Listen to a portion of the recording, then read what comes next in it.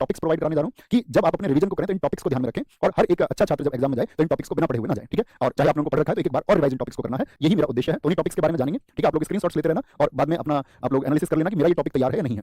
पहले हम एग्जाम की बात कर लें। अभी लास्ट साथी आपका लास्ट जब आपका एसएससी जीडी हुआ तो उसमें टोटल 53 शिफ्ट्स थी और आपको पता है जीएस में 20 क्वेश्चन पूछे जाते हैं, तो कुल मिलाकर के आपका 1060 क्वेश्चन पूछे गए। सबसे ज्यादा वेटेज रहा था आपका स्टैटिक जीके। टोटल क्वेश्चंस की बात करें 318 क्वेश्चन पूछे गए थे। Current affairs 182 question, economics 159 question, history 121 question, politics 121 question, geography 106 question और साइंस 53। यानी सबसे कम रोल जो रहा था वो साइंस का रहा था और सबसे ज्यादा जो साथी अहम योगदान रहा था वो स्टैटिक जीके का रहा था, ठीक है। और रहता भी एसएससी के एग्जाम्स में तो स्टैटिक जीके सबसे ज्यादा पूछा भी जाता है, ओके। टोटल क्वेश्चंस की बात करते हैं तो स्टैटिक जीके के साथ ये सब्जेक्ट वाइज क्वेश्चन है। यहाँ पे आप टोटल करोगे तो 20 आएगा, ये +-1 हो सकता है। ये हो सकता है 5 ही क्वेश्चन पूछा जाए, ऐसी कोई गारंटी नहीं है कि भाई 6-7 है तो 6-7 ही पूछ ले, 5 पूछ ले आपसे, 4 पूछ ले, कहीं पर आपका पॉलिटी का ज्यादा क्वेश्चन पूछ ले। तो एक स्टूडेंट को कभी भी इस बात से नहीं घबराना चाहिए और ना इस बात के लिए बहुत सारी चीजें सोचनी चाहिए कि भाई ये सब्जेक्ट इतने ही मार्क्स का आना चाहिए, क्योंकि जब एग्जाम में साथी आएगा आपका तो वो सबके लिए होगा। और मान के चलो किसी शिफ्ट में स्टैटिक जीके ज्यादा दे दी और आपका वहां पर बच्चे की स्टैटिक जीके पर कमांड भी बहुत अच्छी थी और वहीं एक दूसरे में कहीं पे हिस्ट्री को ज्यादा पूछ लिया और उस बच्चे की हिस्ट्री पर कमांड कम थी, तब एक अंतर आ जाता है। लेकिन आप एक अच्छे स्टूडेंट हैं, अपने सब्जेक्ट को एसएससी जीडी के लिए सिलेबस है उसको बहुत अच्छे से आपने पढ़ा है तो मेरे हिसाब से कोई फर्क नहीं आना चाहिए। एक अच्छे स्टूडेंट पे तो कोई फर्क नहीं आना चाहिए। तो ये आपका सब्जेक्ट वाइज वेटेज है, क्लियर है। सब्जेक्ट वाइज किस तरह से क्वेश्चन पूछे जाएंगे हमने बताया कि आपको घट भी सकते हैं बढ़ भी सकते हैं, क्योंकि साथ ही आपका एसएससी ने कहीं भी नहीं दिया कि फिक्स यही क्वेश्चन पूछे जाएंगे आपसे, ओके। चलो ये बात रही। अब देखो टॉपिक्स देख लो, आप इनका स्क्रीनशॉट ले लो। सबसे ज्यादा मेजर है आपका आर्ट वाला सेक्शन पूछा जाने का। आर्ट का मतलब जो भारत की साथी कला एवं संस्कृति है। कला एवं संस्कृति की बात करें तो इसमें शास्त्रीय नृत्य यानी कि क्लासिकल डांस, लोक नृत्य यानी कि फोक डांस, त्योहार, उत्सव, मेले, ये तो आपको सबसे पहली प्रायोरिटी पर रखना है। और अगर मैं बात करूं स्टैटिक जीके के मान के चलो 6 क्वेश्चन पूछे गए तो 3 तो ऐसे होंगे जो आर्ट एंड कल्चर से ही पूछ लिए जाएंगे और दूसरा वेटेज रहता है स्पोर्ट्स का। और इसके अलावा अगर 1% कहीं मिलेगा वो बाकी सब में से मिलता है। तो आप लोग अवार्ड्स को देखना एक बार ध्यान से। आपका जो अवार्ड का आपका जो भी सोर्स है, आप बुक से पढ़ते हो या आप ऑनलाइन पढ़ते हो, तो आप अपने सोर्स में देखें कि मैंने जो अवार्ड अब तक पढ़े थे वो मुझे रिवाइज कर लेने हैं। क्या आपका म्यूजिकल इंस्ट्रूमेंट्स है, आपका यहाँ पे उत्सव को एक बार रिवाइज करना। खेल में साथी सभी खेलों के बारे में, यानी कि उस खेल में क्या आपका उनके जैसे मान के चलो हॉकी आपका आपको पता होना चाहिए 60 मिनट का होता है, फुटबॉल 90 मिनट का होता है, मैदान की माप क्या होती है, खिलाड़ियों की संख्या क्या होती है, क्या नियम होते हैं। यूनेस्को साइट आपको क्लियर होनी चाहिए। यूनेस्को साइट में साथी वो किस ईयर में लिस्टेड हुई है ये भी आपको पता होना चाहिए, यानी 43 साइट को बड़े ध्यान से देखना है। आपका रामसर साइट को आपको देखना है। खिलाड़ी से मतलब होता है कि कौन सा खिलाड़ी हाल ही में साथी बहुत फेमस रहा। जैसे मैं आपको बताऊं दिल्ली पुलिस में क्या हुआ था कि खिलाड़ी फेमस भी नहीं था तब भी मान के चलो कहीं स्टेट के लिए खेला था तो उसको भी पूछ लिया था। तो कुछ क्वेश्चन तो एग्जाम में ऐसे होते हैं जो अनएक्सपेक्टेड होते हैं, आप चाहकर भी उनको नहीं कर सकते और हो सकता है आप ही के हिस्से में आए, हो सकता है आप सारे क्वेश्चन कर पाएं, वो तो आपके मतलब आपने कैसी स्टडीज की उस पर डिपेंड करता है।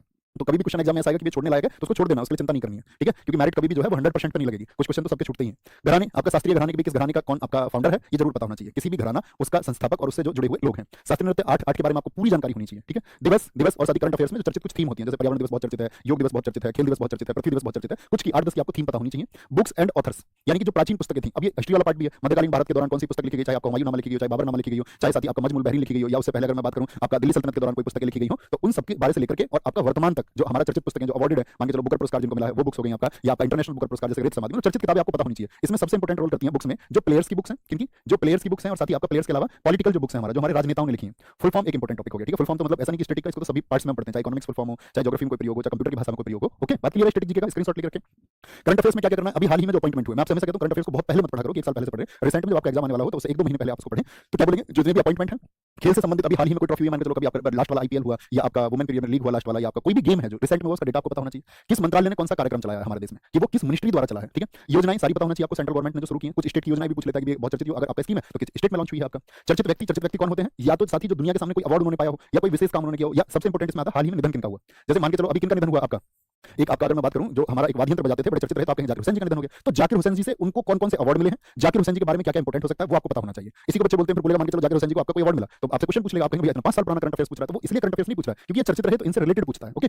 पद्म पुरस्कार 2023-24 में जिनको मिले आपको पता होना चाहिए और बजट में इस बार क्या बातें हुई थी। करंट अफेयर्स की मेरी तरफ से इंपॉर्टेंट टॉपिक्स रहेंगे, ऐसा नहीं होगा मैं फिर से अपनी बात को रिपीट कर देता हूं। कभी आप ये बोलेंगे भैया आपने टॉपिक पढ़ाए थे बताए थे और मैं तो सिर्फ इनको पढ़ के गया। मैं कह रहा हूं इन टॉपिक्स को रिवाइज करके जाना है, ठीक है। आपके अन्य जो भी इंपॉर्टेंट टॉपिक आपको लगते हैं आप अपनी पढ़ाई जिस तरह से जारी रख रहे थे, और ये भी हो सकता है कि आपको मेरा कोई सुझाव नहीं मानना है तो वह भी स्वीकार है कि भैया ठीक है हम आपके सुझाव को नहीं मानेंगे, तो उसमें भी कोई दिक्कत नहीं है। लेकिन ये मेरी तरफ से वो टॉपिक्स हैं जो आपको साथी बिगर मतलब जो स्टूडेंट मेरी स्ट्रेटजी में भरोसा रखेंगे, मैं इन टॉपिक्स के बिना मत जाना, ओके।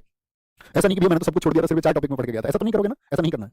इकोनॉमिक्स में साथी करेंसी से रिलेटेड भी, करेंसी आपका मुद्रास्फीति क्या होती है या आपका मुद्रा का मूल्य कितनी बार हुआ है, उस टाइम आरबीआई के गवर्नर कौन थे, प्रधानमंत्री कौन थे, राष्ट्रपति कौन थे, पता होना चाहिए। 5 ईयर प्लान के बारे में आपको पता होना चाहिए। आरबीआई की स्थापना से लेकर के आरबीआई के कार्य क्या है, आरबीआई के कार्य चाहे वो मॉनेटरी पॉलिसी बनाता है, मौद्रिक नीति बनाता है, उसमें कितने सदस्य होते हैं, जो केंद्रीय निदेशक बोर्ड होता है, नोट पे भाषा लैंग्वेज, नोट पे साइन, 1 रुपए के नोट पे किसके साइन होते हैं, नोट का कलर, नोट की डायमेंशन, ठीक है। और आपका आरबीआई के साथ में जो आपका अन्य बैंक है जो नेशनलाइज बैंक है आपके 12, उनके बारे में उनका राष्ट्रीयकरण पहली बार 1969 में हुआ, दूसरी बार 1980 में हुआ, तो उनके बारे में आपको जानकारी होनी चाहिए। ग्रीन रिवॉल्यूशन के बारे में first phase and second phase, Bharat सरकार की योजनाएं ये मैंने अभी बताया आपको पीछे। जीएसटी के बारे में अच्छे से पढ़ के जाना कंप्लीट। नेशनल इनकम क्या होती है, जो नेशनल इनकम समझोगे तो जीडीपी भी आप समझ जाओगे। नेशनल इनकम, जीडीपी, जीएनपी, इनकी आपको डेफिनेशंस, इनके फॉर्मूले आपको पता होने चाहिए। फुल फॉर्म ज्यादातर इकोनॉमिक्स की पूछी जाती है, ठीक है। जीएसटी हो गया आपका। और वित्तीय संगठन, अभी वित्तीय संगठन क्या होते हैं, जैसे मैं आपसे क्वेश्चन पूछूं आर्टिकल 280 में क्या बताया गया, तो आप बोलेंगे वित्त आयोग को बताया गया है। तो यानी कि जो भारत की फाइनेंस से रिलेटेड है, चाहे आपका नाबार्ड हो आपका, या फिर सिडबी हो आपका, आईडीबीआई हो आपका, या फिर आप हम बात करेंगे आपका यहाँ पे आपका सेबी आ जाता है, एलआईसी आ जाता है, तो ऐसे जो भारत के वित्तीय संगठन के अंतर्गत आते हैं उन सबके बारे में, उनकी स्थापना कब हुई, उनका हेडक्वार्टर कहाँ है, ये पता होना चाहिए। उम्मीद करूंगा